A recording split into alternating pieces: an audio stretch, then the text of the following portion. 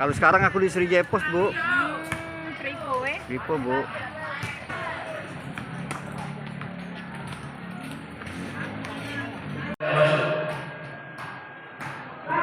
Kalau adik-adik merasa penasaran barang, segera lapor.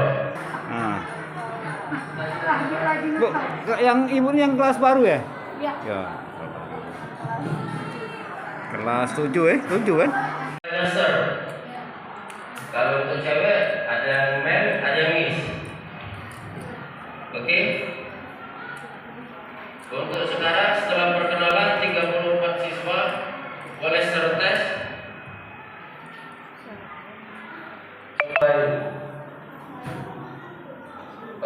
Jadwal dimulai jam 9 kurang lebih. Di sini tadi selain yang satu ini siapa lagi ya? Yang kurang sehat, tunjuk tangan yang kurang sehat. Kalau nggak kuat, ngomong ya. Karena Kegiatan hari ini, Bu, apa saja, Bu? Alhamdulillah sesuai dengan dari edaran dari Diknas bahwa anak-anak mulai hari ini tanggal 14 mulai masuk dan berketepatan juga di sana adalah MPLS masa perkenalan lingkungan sekolah. Kemudian kelas 8-9 itu sudah mulai PTM. PTM, Bu, ya? Masuk hari ini. Tapi kami karena ada kegiatan MPLS jadi hanya mungkin sampai jam 11 saja anak yang kelas 89 dan mungkin untuk besoknya beberapa hari ini belum begitu aktif, mungkin aktifnya mulai hari Senin, Pak. Oh, Senin, Bu, ya. Bu, untuk siswa baru ada berapa kelas? Berapa jumlahnya, Bu? Untuk kelas 7 sendiri, Pak, kami ada 9 kelas. 9 kelas, kalau tidak salah itu jumlahnya ada 319, Pak. 319 dari 7 kelas ada 319 jumlah murid, Bu, ya, siswa, ada Bu, ya. 9 kelas, Pak. Ya.